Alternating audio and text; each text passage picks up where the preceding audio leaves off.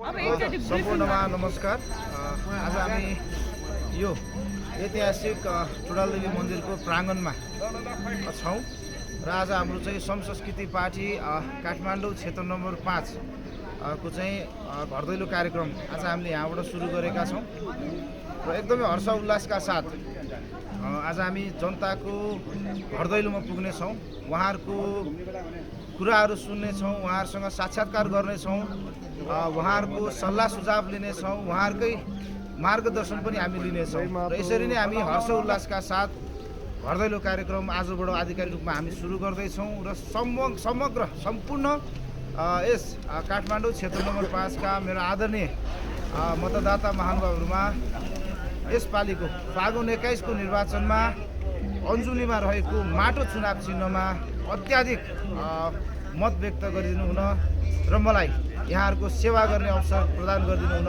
हार्दिक अनुरोध गर्दछु। हस्त नमस्कार। जय माटो, जय देश।